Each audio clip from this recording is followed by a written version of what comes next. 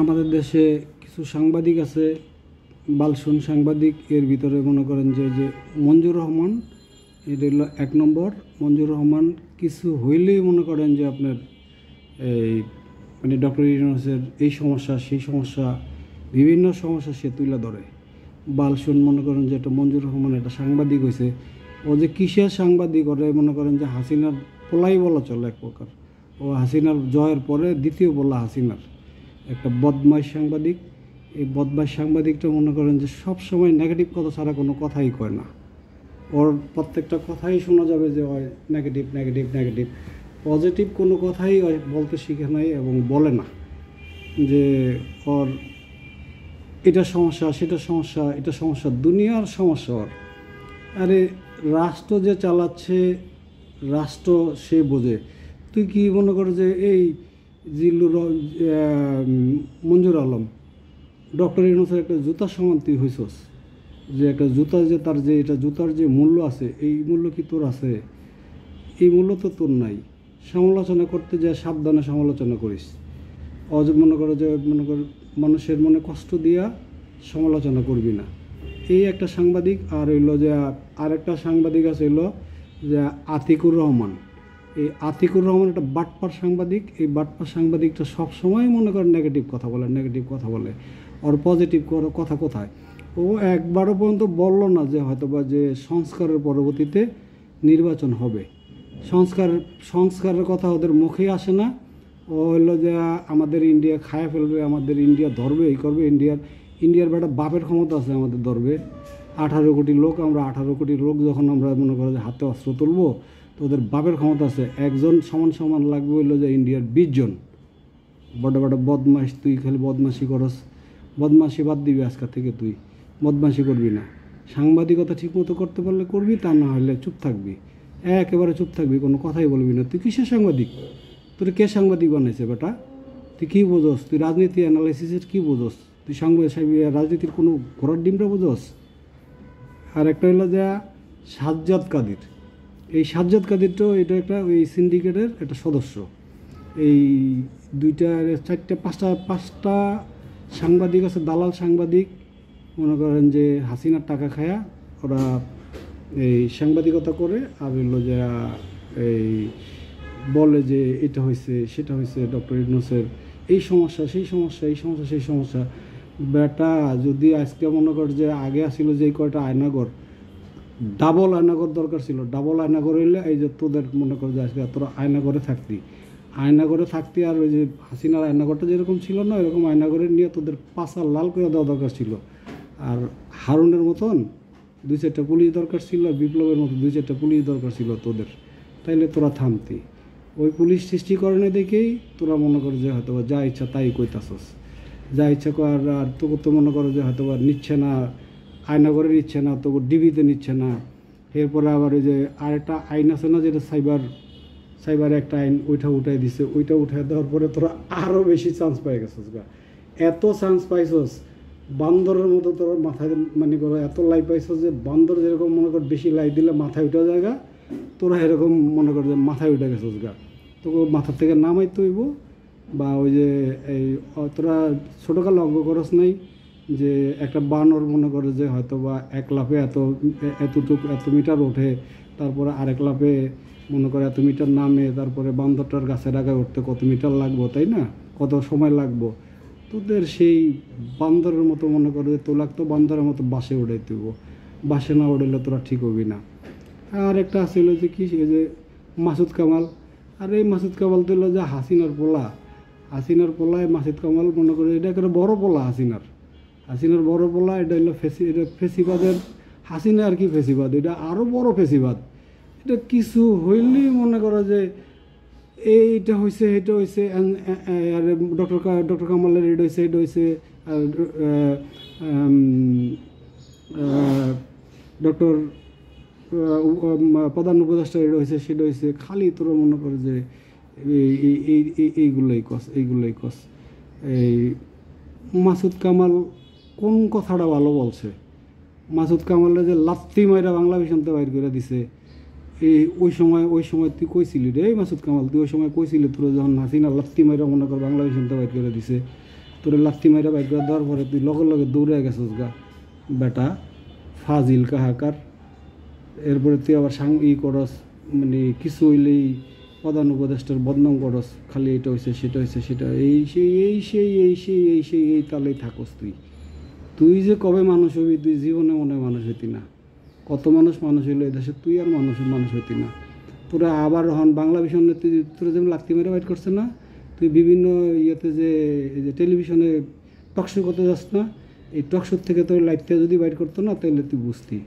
বা তোরা যদি আয়না ঘরে নিত বা ডিবির ঘরে নিত, সময় হইতেছে তোরা ডিবির ঘরে নিব, তোরা আয়না ঘরে নিব। আবার ডক্টর ইউনূসের ভালো লোক দেখে তোরা হয়তো আয়না ঘরটা বন্ধ করছে, তোকে মতো লোকের জন্য আয়না ঘরের সৃষ্টি হয়েছে। তা নাহলে বাংলাদেশে কখনো আয়না ঘরের সৃষ্টি হতো না। বাট বদমাইশ কাহাকার, তোরা যেন আর এরকম সাংবাদিকতা করতে দেখি না। সাংবাদিকতা করবি ঠিক মতো করবি।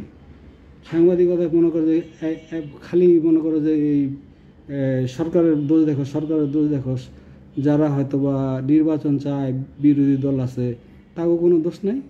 এই বেটা তাও কি তুই দোষ দেখস না? মানে যে সংবিধান সংস্কারের কথা বলে, তুই সংবিধান সংস্কার বোঝস না বেটা? এই ফাজিল কাহাকার, তুই সংবিধান সংস্কার বোঝস না কি লিখা? যে বিপ্লব করছে পোলাপাইন বিপ্লব করার পরে যদি তুই এরা যদি বিপ্লবী সরকার গঠন না করে, তাহলে তুই তোর মারে যদি আনস আবার ফিরা, তোর মায় যদি হয়তো বা যে আবার এই ফিরা যদি রাষ্ট্র ক্ষমতায় আসে, তাহলে এই ছেলেগুলা কি রাখবে? আর যে আমার যে এই যে আমাদের গর্বের বাহিনীতে যারা হয়তোবা এখনও নিম্ন পদে আছে, তারা তো আরও 20 বছর 30 বছর চাকরি করবে। চাকরি করার পরে তাদের রাখবো? তুই ফিরাতে পারবি বেটা? বদমাইশ কাহাকার, দালালের বাচ্চা, বদমাইশ। তোরা আবার লাত্তি মারা উচিত।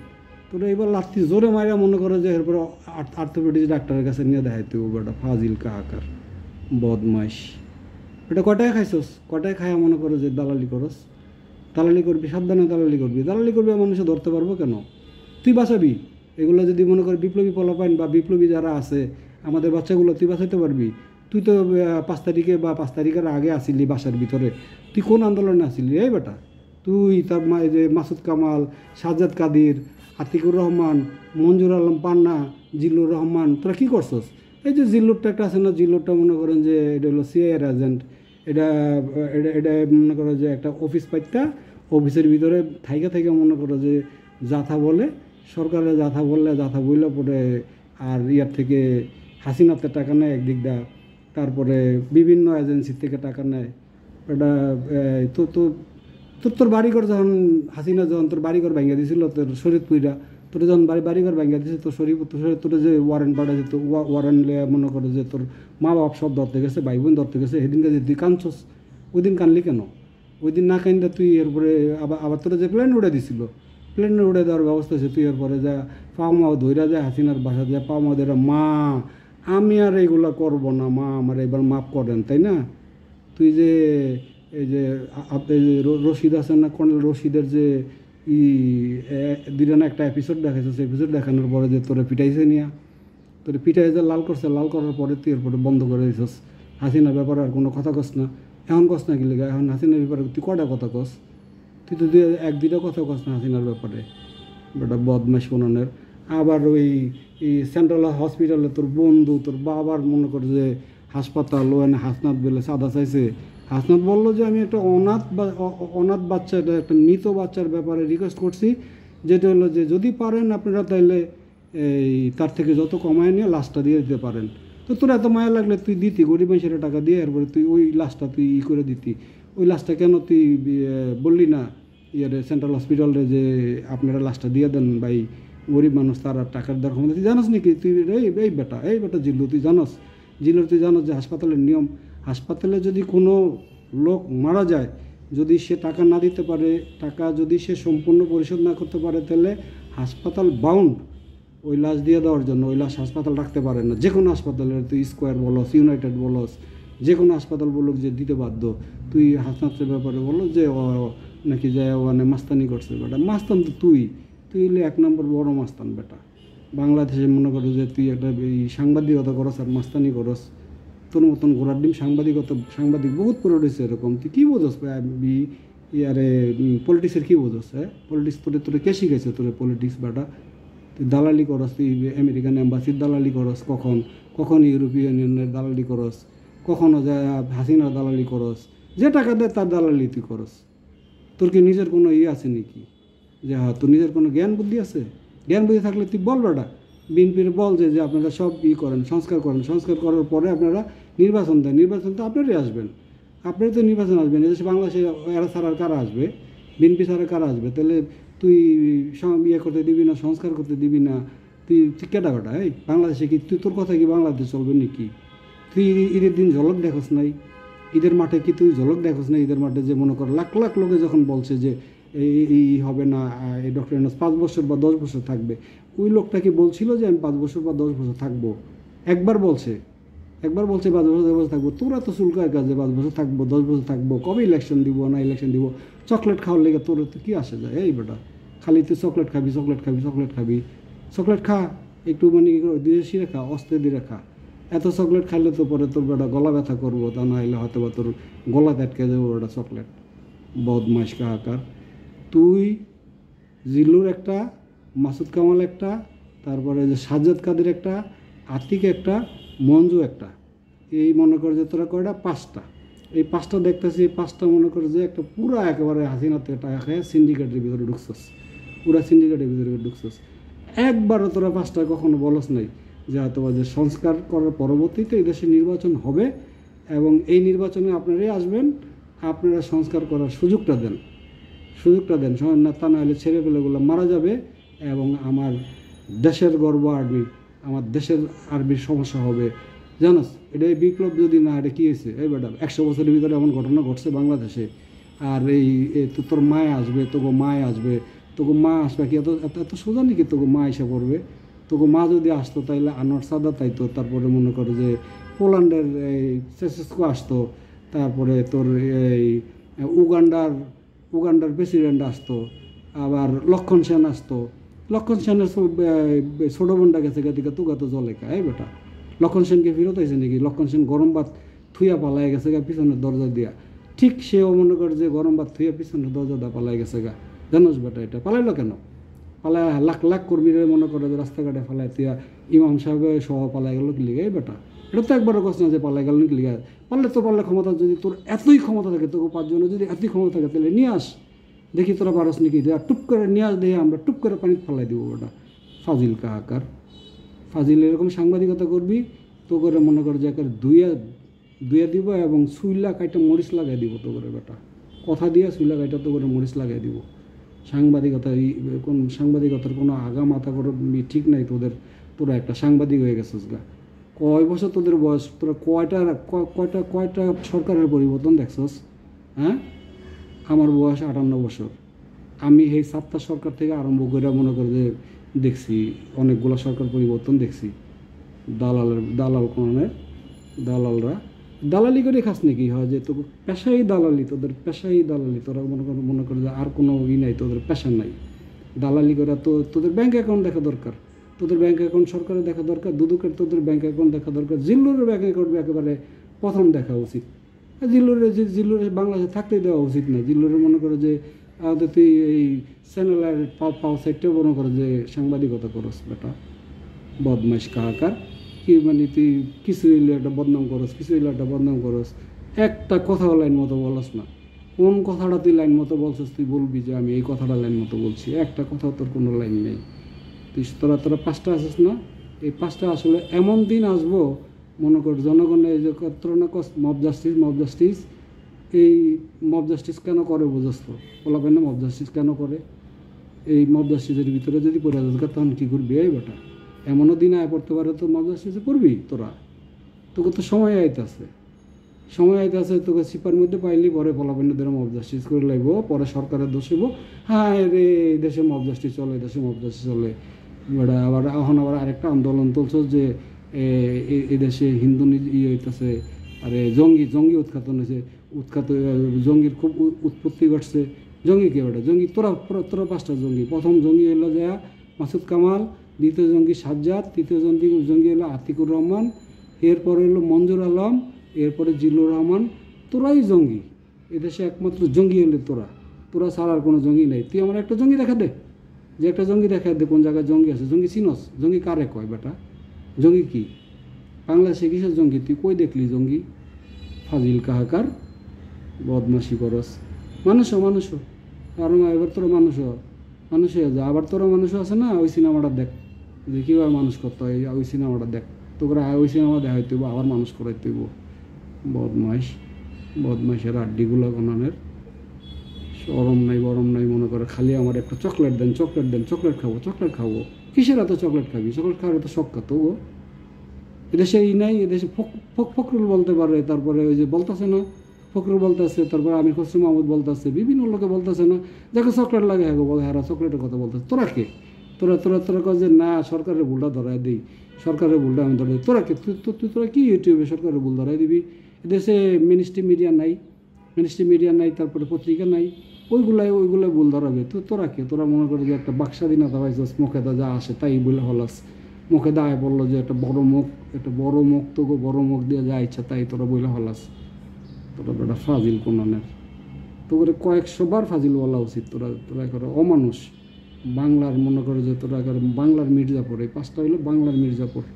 এই বাংলার মির্জাপুরে চিনা রাখা উচিত। বাংলাদেশের 18 কোটি লোকের এই বাংলার মির্জাপুর চিনা রাখা উচিত। এরা হইলো বাংলার মির্জাপুর। বদমাইশ কাহাকার, খালি চকলেট। আমাকে চকলেট দেন। আরে চকলেট টাকা যে বিভিন্ন হাসিনাতে টাকা নিছস, রয়েরতে টাকা নিছস, বিভিন্ন এজেন্সিতে টাকা নিছস, ওই টাকা তো চকলেট খা। চকলেট তোর রাতে খাইতে মন ছিল, ওই টাকা দেখা। তুই কেন এইগুলো খালি মানে প্রধান উপদেষ্টা নিয়ে সমালোচনা করস? তুই বিভিন্ন উপদেষ্টা নিয়ে সমালোচনা করস?